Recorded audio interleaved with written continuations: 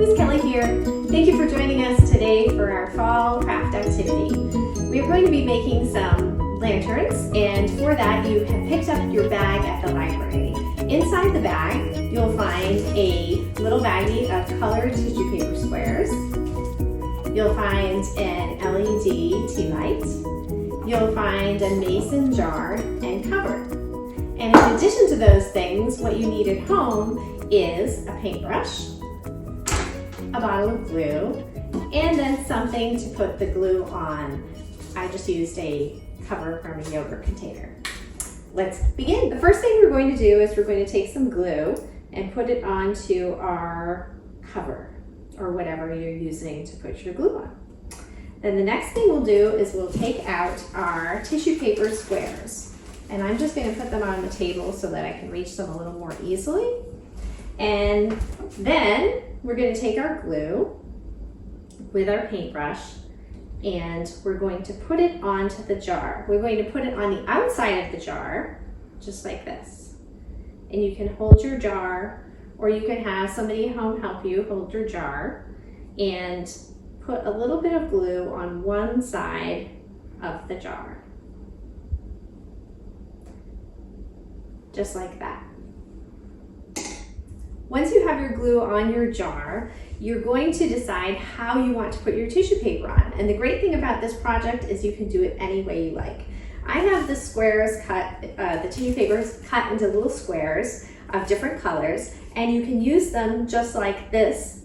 Or if you wanted to, you could cut them into different shapes, smaller squares, triangles, circles, and put them on in different shapes. For today, I'm going to use them just as they are, but you can do whatever you like with them. So once you have the glue on the jar, you're going to take your tissue paper square and you're going to put it on top of the glue. And what we're going to do is really focus on the area that is below the rim here. We don't need to worry about putting any tissue paper up on this top part because we'll be covering that with the lid when we're all done. And when you put the tissue paper onto the jar, you can press it down with your finger, or you can use your paintbrush that you're using for your glue and go over it like that. Another thing that's good to have around is a paper towel with a little bit of water, so if your hands get sticky, you can wash them off and rinse them as you go. So I have one square just like that. Then you'll decide what you want to do. You could do just a mix of colors, you could do a pattern. I'm going to do a mix of colors today, and so I'm going to take my next piece of tissue paper and put it on the jar like so. And it's okay if they overlap, and when you put them on the glue, sometimes they'll get a little bit wrinkled, but that actually is a really cool look too, so don't worry about them being too straight or perfectly flat. Then you can take your glue brush and go over the top just like that. It will take these a little bit of time to dry once you're done, but that's okay. So what I'm going to do now is I'm going to continue to put glue on the jar and take tissue paper and put the tissue paper on top of the glue.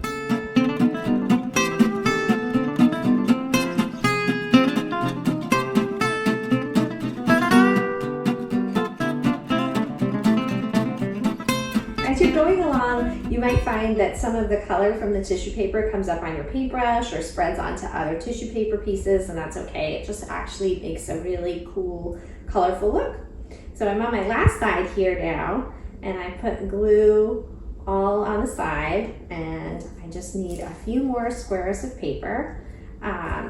The great thing about this project is it's very forgiving, so if the paper rips or crinkles up, you can just brush it down with the glue. You can overlap your pieces. You can keep your pieces further apart. You can really do whatever you want with this project. And we're almost done. This side here, I saved this side with the letters on the jar for last. And you can just go right over those with your tissue paper too. And just take a little more glue. Glue them down. We're almost done.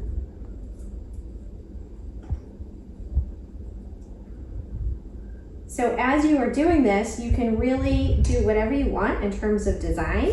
You can do a pattern, you can just kind of do a collage effect of different colors everywhere. You could cut little shapes, you could cut some leaves, little fall leaf shapes out of these tissue paper pieces and put those on.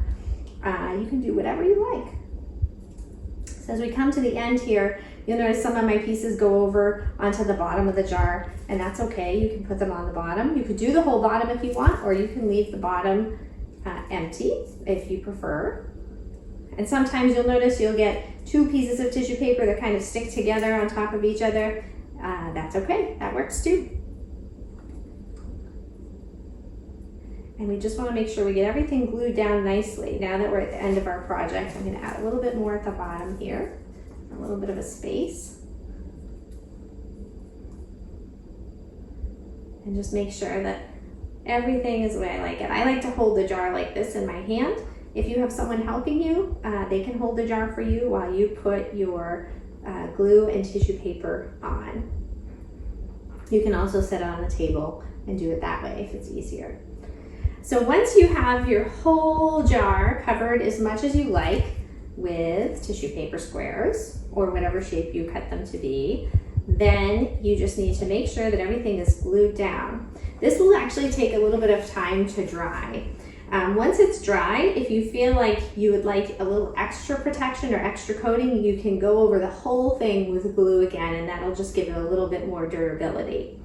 So here is our jar. And what I'm going to do now is I'm going to take the cover, and you'll see that the middle part comes out, and I'm going to screw just this part onto the jar, which sometimes takes a little bit of time.